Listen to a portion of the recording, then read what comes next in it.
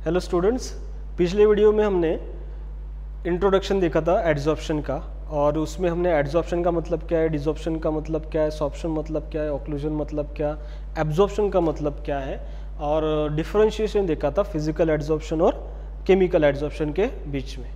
उसके दौरान मैंने आपको बताया था कुछ टर्मिनोलॉजी आई थी, लिक्विफिकेशन के ऊपर डिपेंडेंट होता है या नहीं, टेम्परेचर पे किस तरीके से वेरी होता है, वो आज हम देखने वाले हैं इस टॉपिक में।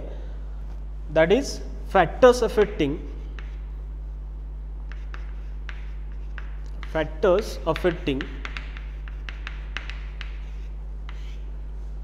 एड्जॉर्प्शन। तो एड्जॉर्प्शन प्रोसेस को कौन से फैक्टर है जो अफेक्ट करते हैं, या तो उसको इंक्रीज करते होंगे, डिक्रीज करते होंगे, किस तरीके से है वो फैक्टर जो होंगे अलग अलग, उनकी हम थोड़ा सा डिटेल यहाँ पे देखेंगे, उनको हम थोड़ा सा डिटेल में यहाँ पे देखेंगे। सबसे पहला जो फैक्टर यहाँ पे है that is nature of adsorbate and adsorbent.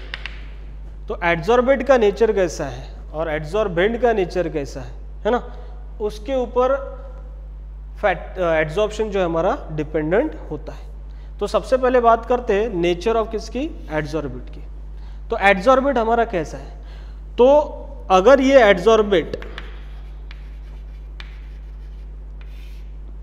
हमारा गैस है, और हम इसमें गैस की ही बात करेंगे इस टॉपिक में, मोस्टली गैस की बात करेंगे, तो हमारा एड्जॉर्बेट जो है गैस है, और ये एड्जॉर्बेट गैस इजीली लिक्विफाइबल है। क्या है, इजीली लिक्विफाइबल है। तो एड्जॉर्प्शन जो होगा वो ज्यादा होगा, एड्जॉर्प्शन जो होगा वो क्या होगा, ज्यादा होगा। अब ये कैसे है, इजीली लिक्विफाइबल गैसेस का मतलब क्या है कि आपके पास कोई गैस है, ठीक, वो गैस को लिक्विफाई करने के लिए, क्या करने के लिए, लिक्विफाई करने के लिए आपको ज़्यादा मेहनत करने की ज़रूरत नहीं है, मतलब ज़्यादा एनर्जी खर्च करने की आपको ज़रूरत नहीं है। उसको हम क्या बोलते हैं, इजीली लिक्विफाइबल गैसेस। तो ये गैसेस कैसे इजीली लिक्विफाई हो सकती है, तो देखो हर एक गैस का एक क्रिटिकल टेम्परेचर होता है। ये आपने 11 में देखा होगा, किसमें, जब स्टेट्स ऑफ मैटर पढ़ते हैं तो critical temperature, critical pressure and critical volume. तो हर एक गैस का एक क्या होता है, क्रिटिकल टेम्परेचर होता है। सो अगर कोई गैस का क्रिटिकल टेम्परेचर, गैस का क्या, क्रिटिकल टेम्परेचर, अच्छा क्रिटिकल टेम्परेचर मतलब क्या, the temperature below which gas can be liquefied, या फिर उसको हम अलग तरीके से क्या बोलते थे, the temperature above which gas can not be liquefied. So critical temperature मतलब temperature below which gas can be liquefied. So किसी गैस का क्रिटिकल टेम्परेचर अगर बहुत ज्यादा है, बहुत ज्यादा है, फिर से बता रहा हूं, इसको कंफ्यूज नहीं करना, किसी गैस का मतलब गैस का क्रिटिकल टेम्परेचर अगर ज्यादा है तो वो गैस इजीली लिक्विफाइल होता है। इजीली क्या होता है, लिक्विफाई।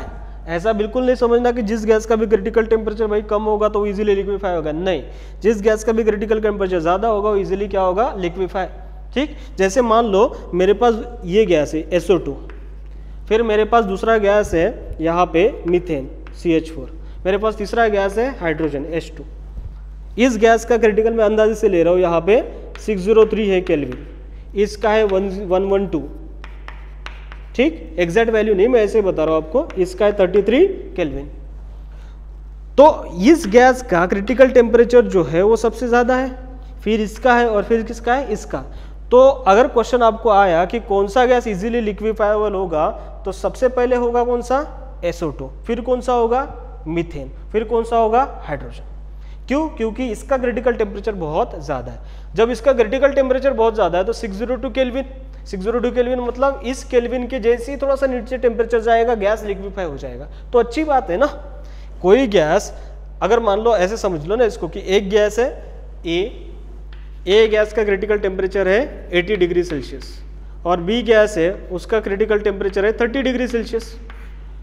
तो ऑब्वियस है कि 80 डिग्री सेल्सियस वाला इजीली लिक्विफाई होगा ना। जैसे हम 80 डिग्री सेल्सियस से थोड़ा सा नीचे जाएंगे 79 डिग्री सेल्सियस टेम्परेचर करेंगे, हो गया लिक्विफाई।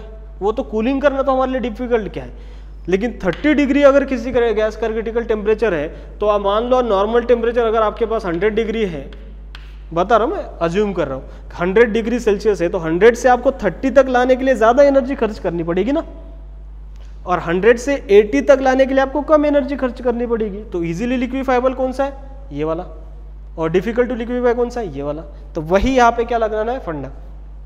क्रिटिकल टेम्परेचर ज़्यादा तो लिक्विफाई क्या होगा, इजीली। तो SO2 will be liquefied easily than methane than the hydrogen. और एक्चुअल में भी ऐसा है, भले मैंने यहाँ पे टेम्परेचर अज्यूम की है, लेकिन आपको याद रखने के लिए कि SO2 इजीली लिक्विफाई होता है than the CH4 than the hydrogen. अब इससे हमें एक चीज कंक्लूजन कर सकते हैं कि जैसे आपको दिख रहा होगा हाइड्रोजन है, तो हाइड्रोजन क्या होता है, नेचुरली ऑकरिंग गैस है जो हमें एटमॉस्फेयर में मिलता है। तो इस टाइप के अगर नेचुरली ऑकरिंग गैसेस है तो उसका क्रिटिकल टेम्परेचर जो है हमेशा क्या होता है, बहुत ही कम होता है। तो उसको लिक्विफाई करना उतना ही क्या होता है, डिफिकल्ट। तो अगर आपके पास कोई गैस है, जैसे H2 है, O2 है, N2 है, He है ना, तो इस टाइप के अगर गैसेस है तो they are difficult to liquefy, तो इनका क्रिटिकल टेम्परेचर बहुत ही क्या होता है, लो। तो these are difficult to liquefy, difficult to क्या होता है, लिक्विफाई। इसको लिक्विफाई करना क्या होता है, डिफिकल्ट। लेकिन वही अगर जो आर्टिफिशियल गैसेस जो हम बनाते हैं, जैसे कि यहाँ पे हमने लिया है क्या, CH4 है, ये SO2 है, ठीक, या फिर आपने ले लिया कौन सा, CO2 है। तो इस टाइप के अगर गैसेस है, या फिर NH3 है, अमोनिया, इस टाइप के अगर गैसेस है तो इनका क्रिटिकल टेम्परेचर बहुत ज़्यादा होता है और ये इजीली क्या होते हैं, लिक्विफाई, इजीली क्या हो जाते हैं, लिक्विफाई हो जाते हैं। ठीक, समझ में आया कौन से गैसेस इजीली लिक्विफाई होते हैं और कौन से गैसेस इजीली लिक्विफाई नहीं होता है। अब इसका हमारे इससे एब्जॉर्प्शन के रेट से क्या लेना देना, तो आप ये समझो कि कोई अगर गैस आपके पास है जो इजीली लिक्विफाई होता है, इसका मतलब क्या है, उसके मॉलिक्यूल के बीच में फोर्स ऑफ अट्रैक्शन जो है वो बहुत स्ट्रांग है, और फोर्स ऑफ अट्रैक्शन जहां पे भी स्ट्रांग होगा तो मॉलिक्यूल एक दूसरे के साथ बाइंड होना चाहते हैं।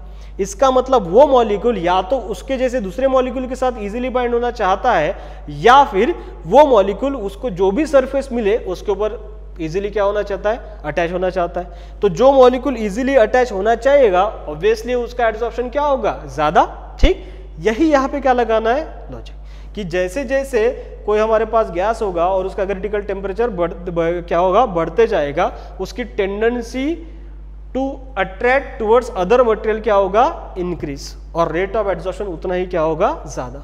समझ में आ रहा है कि नहीं। तो यहाँ पे एड्सॉर्बेट हमेशा क्या होना चाहिए, इजीली लिक्विफाइबल। हम गैस की बात करें, एड्सॉर्बेट। ठीक, तो ये हुआ नेचर ऑफ किसके बारे में, एड्सॉर्बेट के बारे में।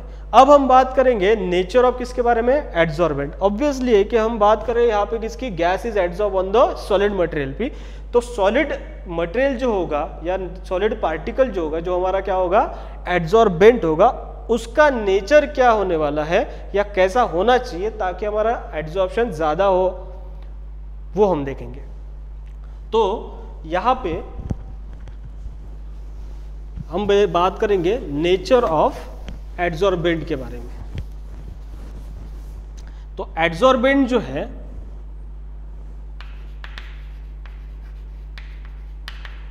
सॉलिड है, हमारा सॉलिड पार्टिकल है। तो ये सॉलिड पार्टिकल, अगर इस सॉलिड पार्टिकल का सरफेस एरिया ज्यादा होगा तो एड्सॉर्प्शन ज्यादा होगा। एड्सॉर्प्शन ऑब्वियसली क्या होगा, ज्यादा।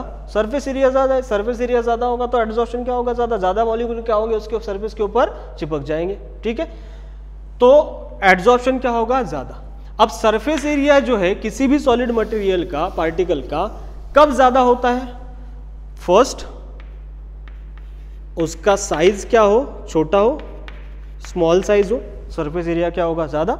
दूसरा, उसका सरफेस जो है वो स्मूथ नहीं हो, वो क्या हो, रफ हो। अगर आपके पास ये पार्टिकल है, स्मूथ पार्टिकल, राउंड शेप का, इसका कुछ सरफेस एरिया होगा, इसी पार्टिकल को आप ऐसे ऐसे ऐसे ऐसे ऐसे ऐसे करके रफ बना दो, साइज उतनी है लेकिन सरफेस क्या है, स्मूथ और रफ। तो ये रफ जो सरफेस होगा और यहाँ पे जो स्मूथ सरफेस है, तो रफ सरफेस वाले पार्टिकल सेम साइज वाले का सरफेस एरिया क्या होता है, ज़्यादा। तो ऑब्वियस है कि ये रफ सरफेस अगर है, रफ अगर सरफेस है तो सरफेस एरिया क्या होगा, ज़्यादा होगा, बराबर है। तो स्मॉल साइज होना चाहिए और सरफेस क्या होना चाहिए, रफ। और स्मॉल साइज के लिए हम क्या करते हैं, साइज रिडक्शन करते हैं। और सरफेस रफ करने के लिए तो आप उसको कहीं भी एक तरीके से जो रफ सरफेस होगा दूसरा, उसके ऊपर उसको घिस दो तो क्या बन जाएगा, एक तरीके से उसका भी सरफेस रफ बन जाएगा, फ्रॉम स्मूथ टू रफ। तो नेचर ऑफ एडसॉर्बेंट हमने देखा। तीसरा ये हो सकता है इसमें कि ये जो हमारा सॉलिड पार्टिकल है ये पोरस है। क्या है, पोरस। अब पोरस का मतलब क्या है वो समझो, कि अगर आपके पास ये सॉलिड पार्टिकल है तो इसके ऊपर एडसॉर्प्शन कहाँ पे होगा, ओनली ऑन द सरफेस, यहीं पे होगा। तो इतना ही एरिया बचा है। अगर मैं इस सॉलिड पार्टिकल के बीच में यहाँ पे ऐसे होल कर दूं, क्या कर दूं, होल्स, तो जैसे मैं होल करूंगा तो यहाँ पे अंदर भी क्या बनेगी, एक स्पेस क्रिएट होगी ना, और ये भी वाला भी सरफेस जो है अंदर, ये बीच वाला, ये भी क्या होगा, अवेलेबल फॉर एडसॉर्प्शन। तो surface area for adsorption will increase as the porosity increases. So अगर पोरस नेचर होगा तो सरफेस एरिया क्या होगा, ज्यादा होगा। ठीक। सो तीन फैक्टर आपको याद रखने, एक तो साइज छोटी होनी चाहिए, सरफेस रफ होना चाहिए, और तीसरा पोरस होना चाहिए। और जितना अच्छा पोरस होगा क्या, एडसॉर्बेंट, उतना सरफेस एरिया ज्यादा, और सरफेस एरिया ज्यादा तो एडसॉर्प्शन भी क्या होगा, ज्यादा होगा। ठीक। तो ये हुआ नेचर ऑफ एडसॉर्बेंट और एडसॉर्बेंट के बारे में। फर्स्ट फैक्टर हमने देख लिया। ठीक। दूसरा हम फैक्टर देखेंगे यहाँ पे, that is effect of pressure. Effect of क्या है, प्रेशर। जैसे मैंने पहले भी आपको बताया कि जैसे जैसे प्रेशर जो है गैस का, pressure of gas increases, rate of adsorption जो है इंक्रीज होता है। लेकिन ये किस केस में, फिजिकल एडसॉर्प्शन के केस में। In physical adsorption, in case में फिजिकल एडसॉर्प्शन। केमिकल एडसॉर्प्शन में इसका कोई असर नहीं पड़ता, क्योंकि वहां पे मोनोलेयर ही बनने वाली है। ठीक है। और उसका केमिकल बॉन्ड बनाने का रेट क्या हो जाएगा, फिक्स। ठीक। तो यहाँ पे रेट ऑफ एडसॉर्प्शन इंक्रीज होगा अगर प्रेशर ऑफ गैस क्या होगा, इंक्रीज फिजिकल एडसॉर्प्शन के केस में। गैस हमारा क्या होगा, ऑब्वियसली एडसॉर्बेट है, और सॉलिड सरफेस जो होगा हमारा क्या होगा, एडसॉर्बेंट होगा। उस केस की मैं बात करूँ। ठीक। तो अगर मैं मान लो यहाँ पे ग्राफ एक प्लॉट कर दूं, ठीक, यहां पे मैं लिख रहा हूं एक्सटेंट ऑफ एडसॉर्प्शन वर्सेस, मैं यहां पे प्लॉट कर रहा हूं प्रेशर ऑफ गैस। तो जैसे जैसे यहाँ पे प्रेशर बढ़ेगा वैसे वैसे एक्सटेंट ऑफ एडसॉर्प्शन भी क्या होगा, बढ़ेगा। तो आपको ग्राफ जो मिलेगा वो इस तरीके से मिलेगा, प्रेशर बढ़ा, एक्सटेंट ऑफ एडसॉर्प्शन भी क्या होगा, बढ़ेगा। ये किस केस में होगा, ऑब्वियसली फिजिकल एडसॉर्प्शन के केस की मैं बात कर रहा हूँ। ठीक। अगर मैं केमिकल एडसॉर्प्शन बोलता तो प्रेशर का तो कोई इफेक्ट नहीं, तो जैसे प्रेशर बढ़ता तो एक्सटेंट ऑफ एडसॉर्प्शन उतना यहाँ पे नहीं बढ़ता, तो आपको ग्राफ जो मिलता वो ऐसे मिलता। ठीक। तो ये है इफेक्ट ऑफ क्या, प्रेशर। अब बात करते हैं next factor, that is effect of temperature की। Fourth one is effect of temperature.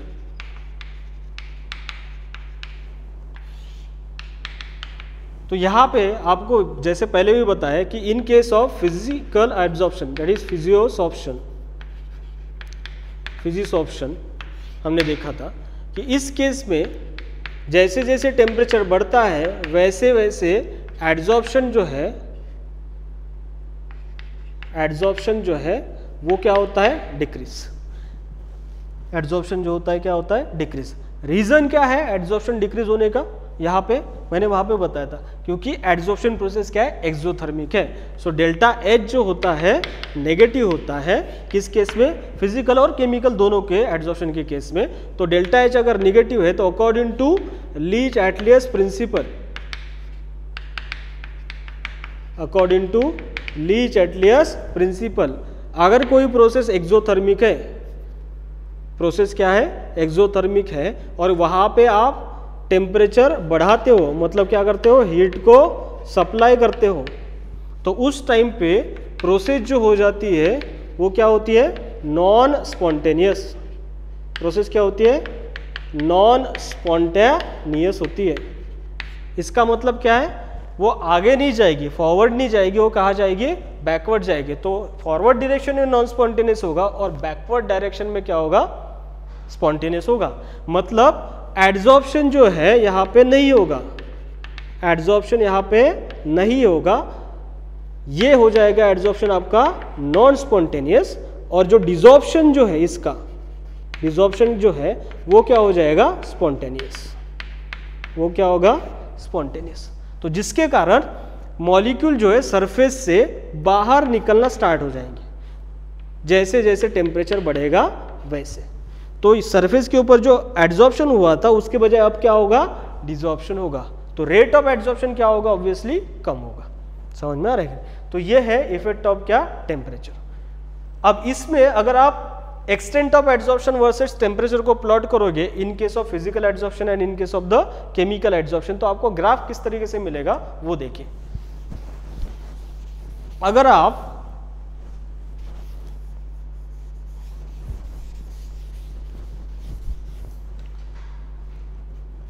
Plot करोगे यहां पे,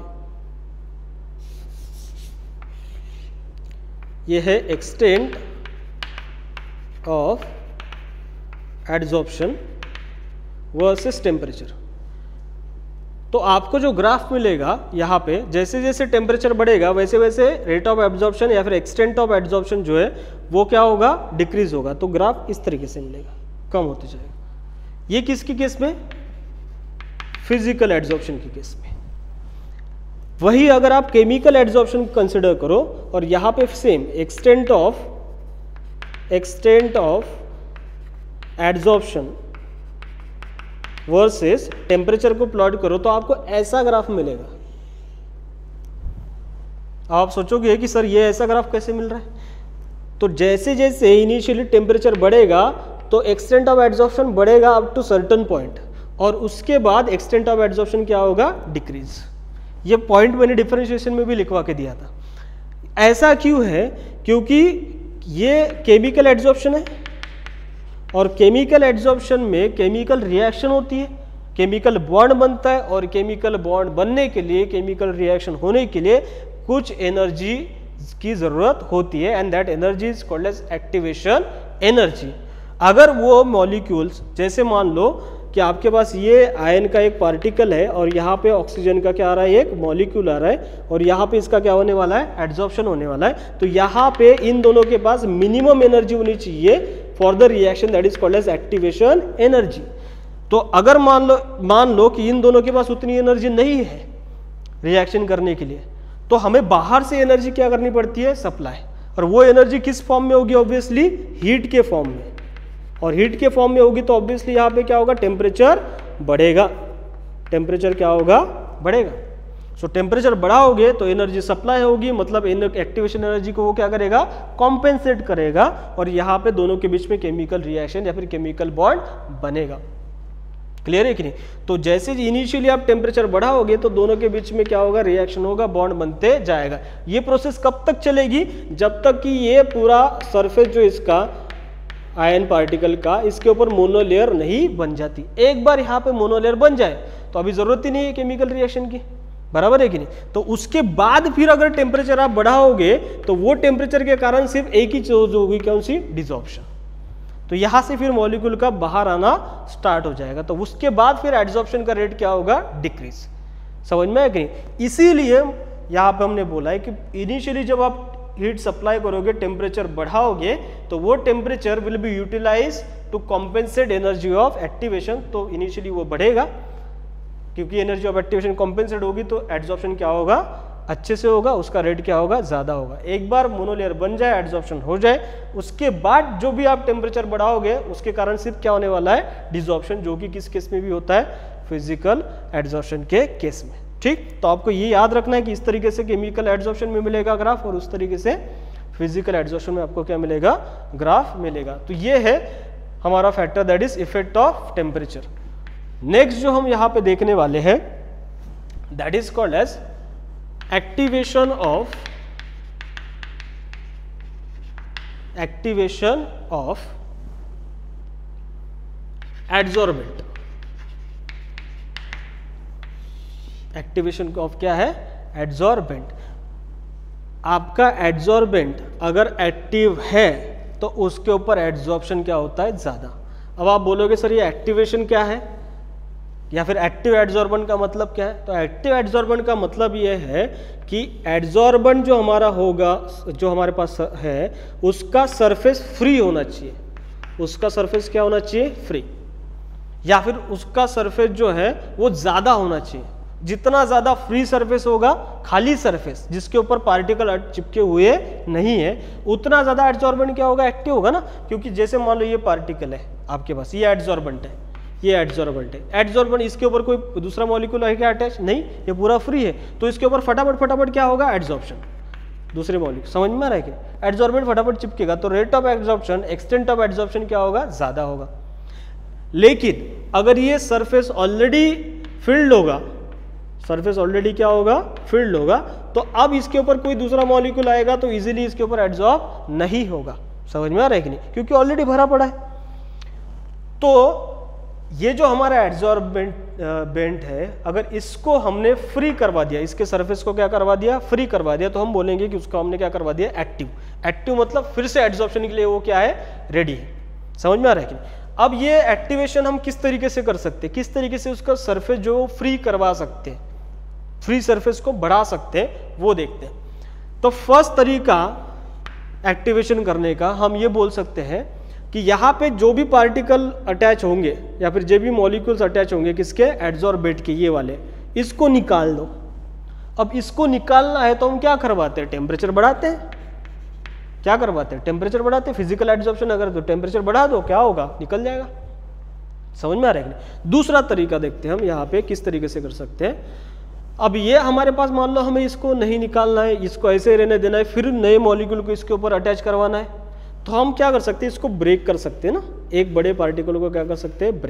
ब्रेक करेंगे तो छोटे छोटे पार्टिकल्स बनेंगे, है ना। और छोटे छोटे पार्टिकल बनेंगे तो सरफेस एरिया बढ़ेगा। सरफेस एरिया बढ़ेगा तो एड्सॉर्प्शन क्या होगा? ज्यादा। तो दूसरा तरीका हमारे पास क्या है? सरफेस एरिया को बढ़ाने का। अब सरफेस एरिया कैसे बढ़ाते हैं? तो मैंने ऑलरेडी आपको बताया, फर्स्ट क्या होता है? पोरोस बनाओ। क्या बनाओ? उसको पोरोस। दूसरा क्या है? साइज को क्या करो? रिड्यूस करो। तीसरा मैंने क्या बताया था? सरफेस को क्या बनाओ? रफ बनाओ। अगर आप ये करोगे तो सरफेस एरिया क्या होगा? इंक्रीज होगा। ठीक है, तो यही है हमारे पास क्या? अलग अलग फैक्टर्स। एक फैक्टर वही आता है that is called surface area of adsorbent, तो उसके अंडर में यही हम बात करते थे। तो ये है factors that affect the extent of adsorption. ठीक है, नेक्स्ट क्लास में हम देखेंगे फ्रुनलिच एडजॉर्प्शन आइसोथर्म के बारे में। Thank you.